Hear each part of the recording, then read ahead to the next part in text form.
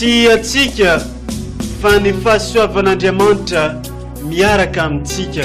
Isika fa ny fahasoavan'Andriamanitra miaraka amintsika no ijoroantsika sandrivaky sy asantsika miaraka aminy. Ny fianakaviana no taniketsa ipoiran'ny vocation. Déploie ton cœur et viens nous sauver. Délivre-nous de nous, délivre-nous de tout. Fa sisika tokoa fa ny fahasoavan'Andriamanitra miaraka amintsika. Sisika fa ny fahasoavan'Andriamanitra miaraka amintsika no ijoroantsika sandrivaky sy asantsika miaraka aminy. Fa olo raika atokotran'isika ao aminy, fianakaviana iray ao aminy, sy misy hevitrevitra ny olo no mampizara indraindray fa Andriamanitra i Jesoa lay mpiandrony tsara nanolotra ny aina olo raika ary ao amin'ny fiangonana ao amin'ny eglizy dia sambatra asika mahasapa an'izay.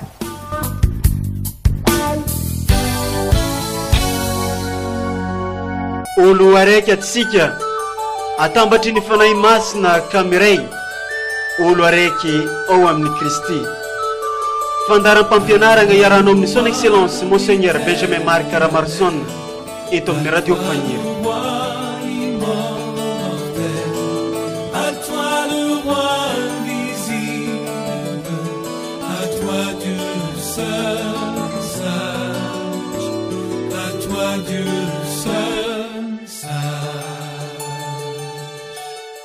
Mendrika omenan'ny fahefana sy ny asina fanomean'Andriamanitra ilay zanak'ondry novonoina azy ny fahendrena sy ny herom-bankaja ho azy mandrakizay antaranoanane ny voninahitra sy ny fanjakana.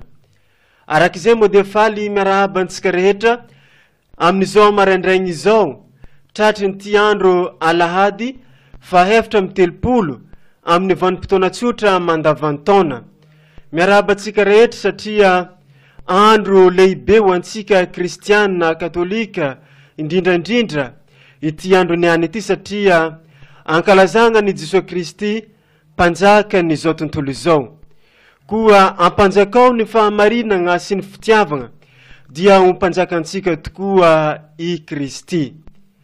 Vakiteny arosy ny fiangonana ho antsika niany ity, ny vakiteny voalohany dia nalaigny tao amin'ny boky ny Daniela Ampaminany ao amin'ny toko 7 andininy 7 ka hatramin'ny andininy 7. Koa magnasanao ary hiaraka ivavaka hitandregny ny fampianaran'ny fiangonana. Zao ary ny vakiteny voalohany. Nijery tamin'ny fahitana amin'ny alinao ka indro nisy toy ny zanak'olona tamy tena amboniny raon'ny lanitra.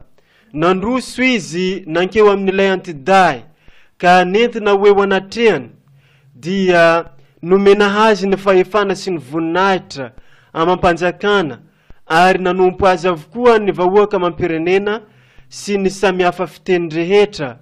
Fahefana mandrakizay tsy manampahataperana ny fahefana ary tsy olevona na ovena ny fanjakana. Izany ary ny tenin'ny Tompo, isoragna ny Andriamanitra.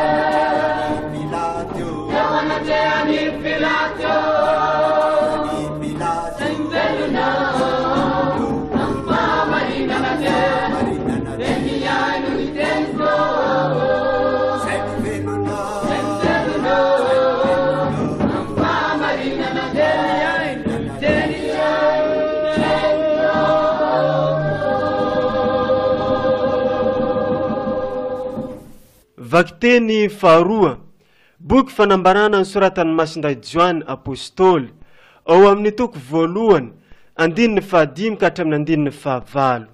Ombanareo ane ny fahasoavana sy ny fiadanana avy amin'ny Jesosy Kristy, ilay vavolombelona matoky, lay matoa amin'ny maty, ary filohan'ny mpanjaka ny tany.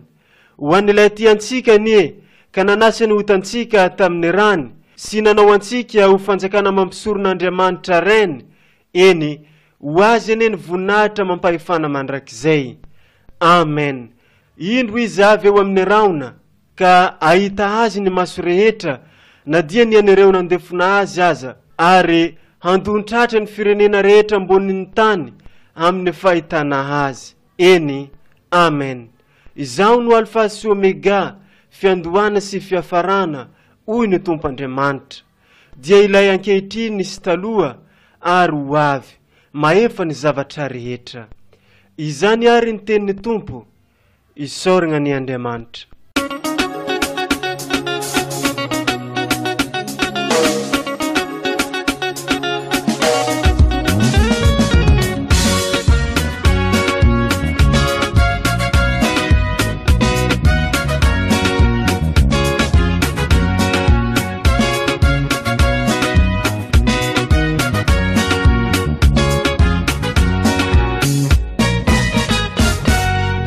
Alléluia.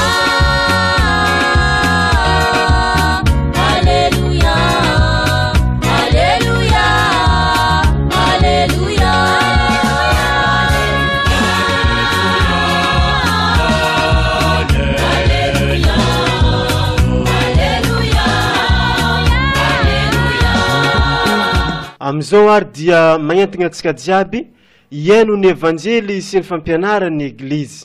Evanjely masina nosoratan'ny Masindray Joany, nalaigny tao amin'ny toko 7:20. Tamin'izany andro izany dia niteny tamin'ny Jesosy i Pilaty nanao hoe: moa ampanjakan'ny Jody va ianao?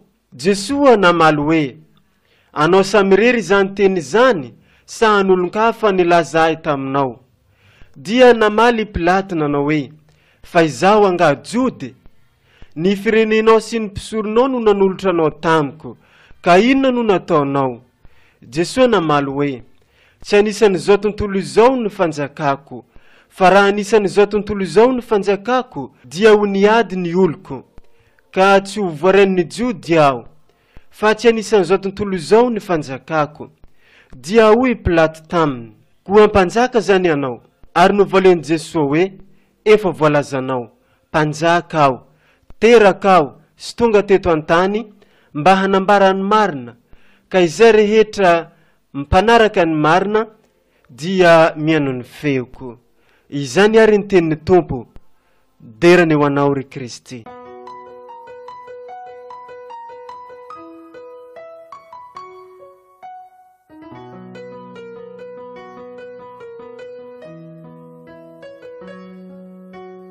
Ry kristianina havana, amin'izao alahady mandavataona efatra amin'ny telopolo zao no ankalazasika an'ny Kristy mpanjaka, ary dia izay ihany koa no amaranana ny taona liturgika. Ary rehefa mamarana taona moa sika dia voalohany miara-misaotra an'Andriamanitra ary mifampiarahaba satria navita namakivaky an'izay taona izay. Araky ny efa matetika lazaina amintsika dia sy mitovy ny taona liturgika sy ny taona mahazatra sika zay amin'ny calendrier, fa ny taona liturgika averimberina amintsika zay dia atao mba iaina sika an'izay fiainan'Andriamanitra zay, fiainan'ny Kristy. Fa raha ny fiainan'ny Kristy moa dia zary fiainan'Andriamanitra, ary zay ny liturgie hoy isika hoe asan'Andriamanitra, ka noho izy asan'Andriamanitra dia mampiditra sika tsikelikely ao amin'izay fiainan'Andriamanitra izay, ary ny fiainan'Andriamanitra izay ny fiainan'ny Kristy.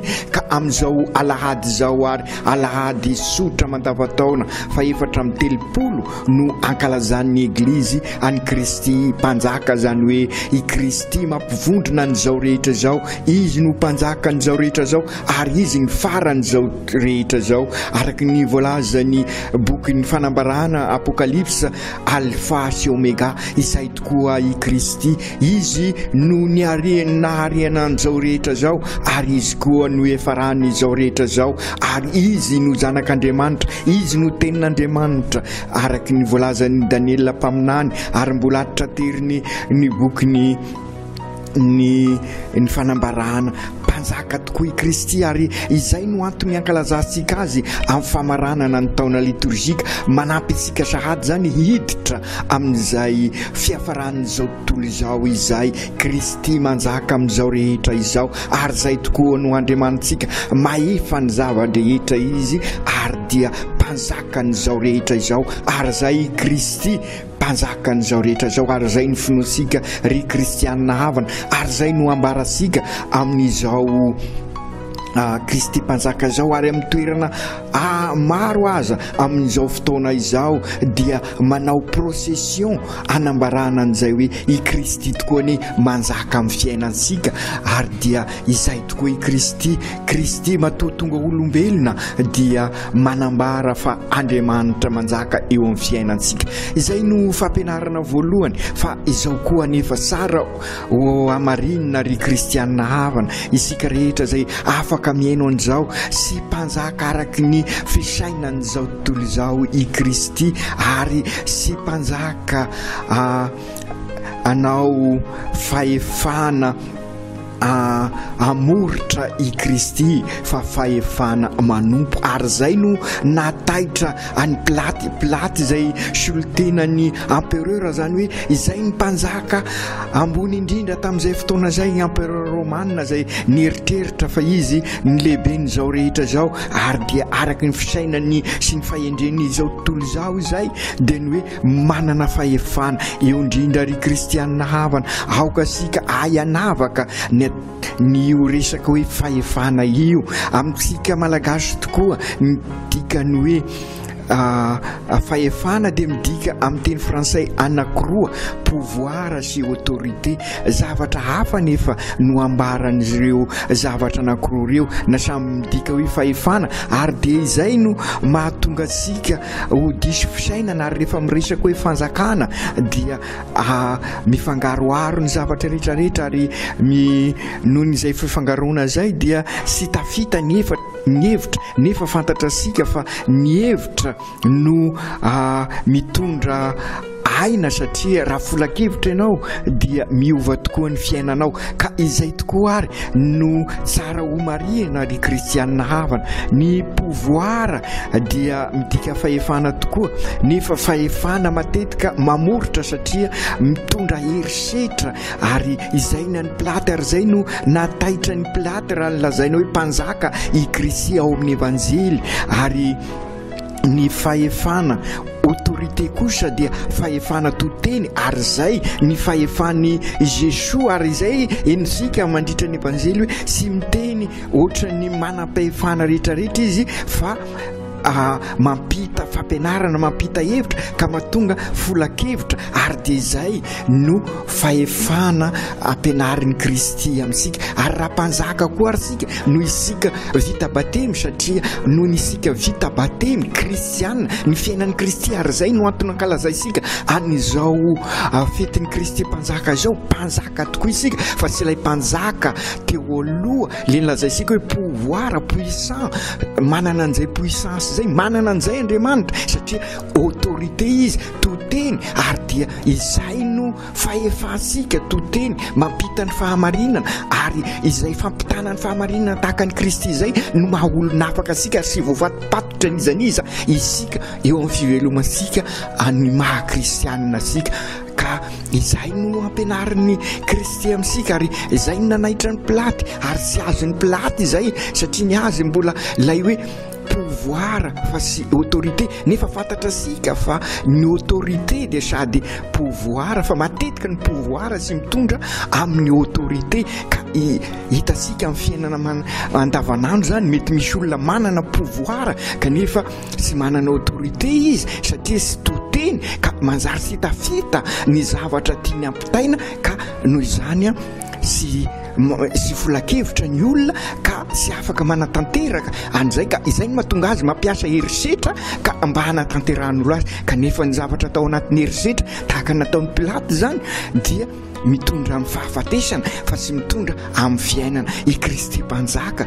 dia toteny izy ary dia izay satria nanompo ary io ny fampianarana tiako ampitaina fahatelo dia ilay fahefana toteny dia miainan'i Jesosy sy amin'ny alalan'ny kobaka ambava fa amin'ny alalan'ny fiainany manontolo amin'ny alalan'ny fanompoana ka raha mankalaza ny Kristy mpanjaka ary sika Kristy toteny dia Kristy manompo satria mitady ny soa ho an'ny hafa ary zay ny tena mpanjaka izay ary zay ny tena fahefana zay mitady ny soa ho an'ny hafa ary ny soa ampivelatra ny hafa ary ny soa hitondra aina ary dia izay tokoa i Kristy mpanjaka ankalazay sika amin'ity andro anio ity noho ny batemy tokoa ary sika ry kristianina havana araky ny voalaza sika teo dia miomona tanteraka amin'ny Kristy ka sady Kristy mpisorona isika no Kristy mpaminany no Kristy mpanjaka ka raha mankalaza ny Kristy mpanjaka ary sika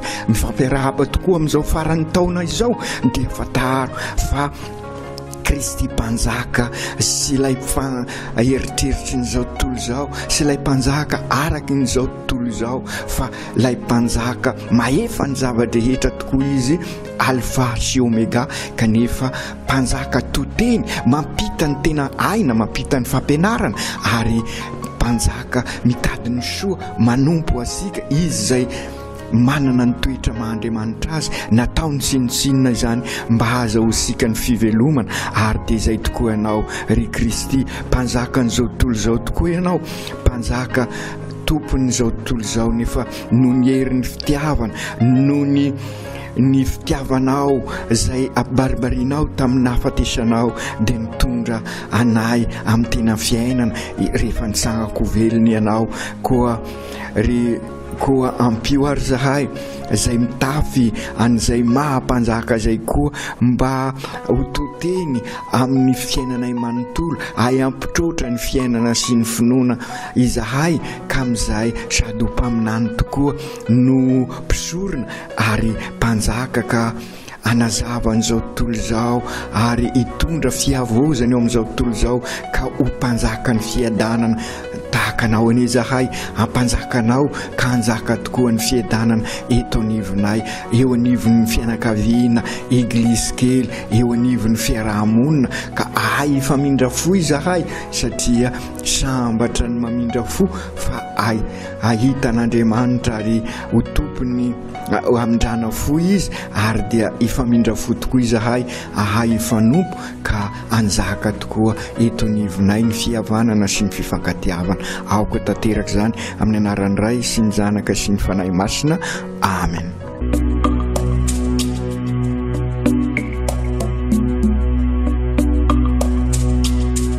Tsy atsika fa ny fahasoavan'Andriamanitra miaraka amintsika. Isika fa ny fahasoavan'Andriamanitra miaraka amintsika no izoatsika sandrivaky sy asantsika miaraka aminy. Ny fianakaviana no tany ketsa ipoiran'ny vocation. Déploie ton cœur et viens nous sauver. Délivre-nous de nous, délivre-nous de tout. Fa sisika tokoa fa ny fahasoavan'Andriamanitra miaraka amintsika. Sisika fa ny fahasoavan'Andriamanitra miaraka amintsika no itroatsika sanandrivaky sy asantsika miaraka aminy. Fa olo raika atokotran'isika ao aminy fianakaviana iray ao aminy sy misy hevitrevitra ny olo no mampizara indraindray fa Andriamanitra i Jesoa lay mpiandrony tsara nanolotra ny aina olo raika ary ao amin'ny fiangonana ao amin'ny eglizy de sambatra asika mahasapa an'izay.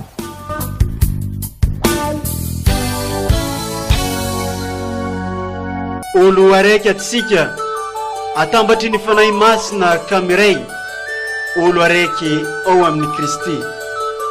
Fandaram-pampianarana iaranao amin'ny son excellence Monseigneur Benjamin Marc Ramarzon eto amin'ny radio Fagnier. À toi le roi invisible, à toi Dieu seul sage, à toi Dieu seul sage.